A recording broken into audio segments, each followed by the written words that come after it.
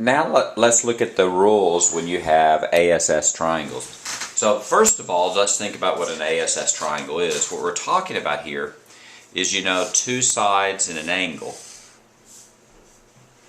But the angle is not in between the two sides. So here's an example.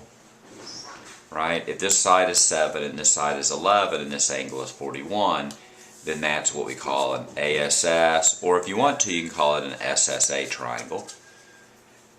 Compare that with a triangle where you know an angle and the angle is in between. We call those SAS triangles. Those we're going to solve with what's called the law of cosines, and that's in another video. What we're going to do here is we're going to focus on these triangles right here.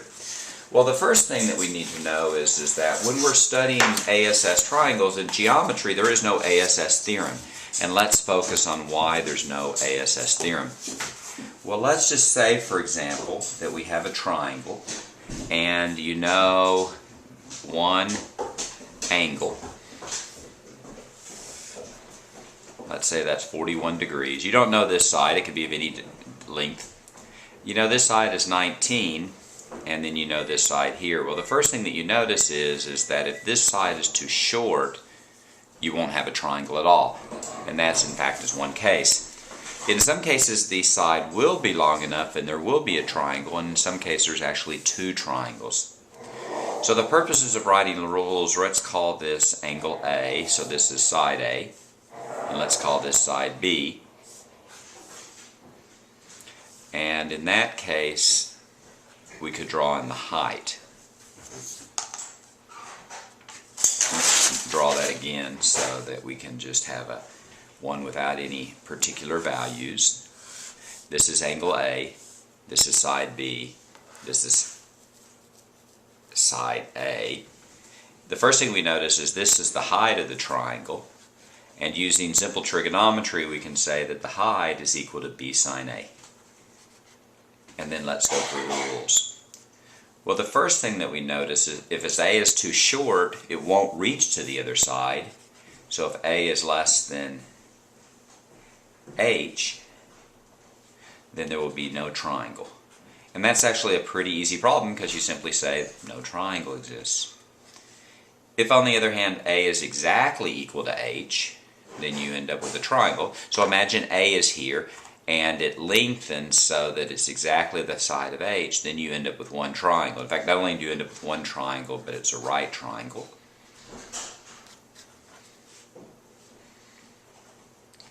The third case is when A is bigger than B. And you can kind of see that as well. If this is B and this is A, if A is longer than B, right, imagine that it's the length of this pin, then you notice that it could swing around and it would make one particular triangle.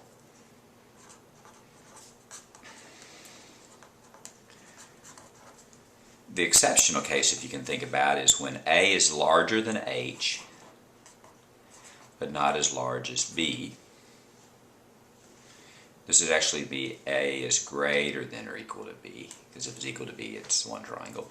And in that case, you end up with two triangles. And let's draw that real quickly, what that would look like. If this is a side of indeterminate length, this is angle A, this is side B, and this is H. If side A is just the right length, you'll have one triangle there, and you'll have another triangle, same length, but it'll actually come back here, where these two sides are equal. So you have this triangle, but you also have this one. And you have two different triangles. Let's do an example problem. So let's say, for example, that you're given that angle A is 41 degrees, and let's say that side B is 19, and side A is going to be, let's say, 15.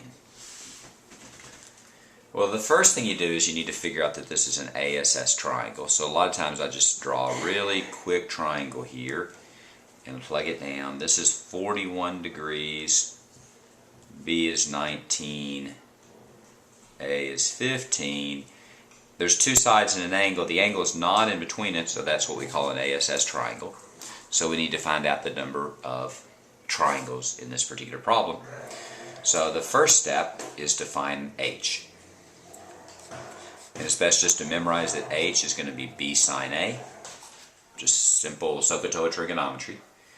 And we plug that in and we get 19 sine of A. Just use a trig table or a calculator and plug that in. We get 19 times sine of, what is that, 41 degrees.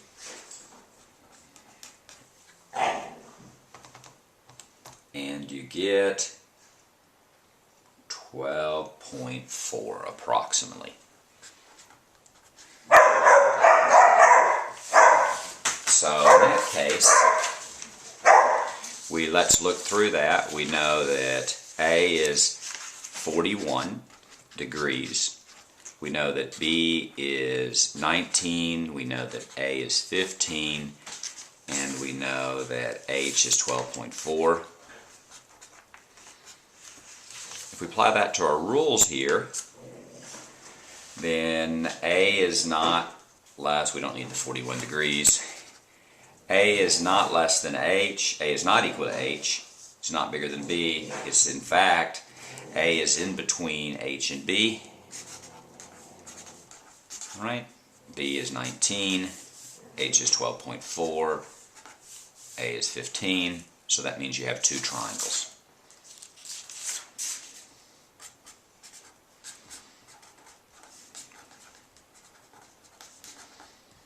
Now in the next video we'll go ahead and show you how to solve for those two triangles, but now we're just trying to figure out how many triangles there are.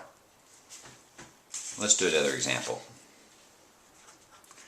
In this example, let's again say that A is 62 degrees in this case, and let's say B is 12, and let's say A is 17. What I do is I always draw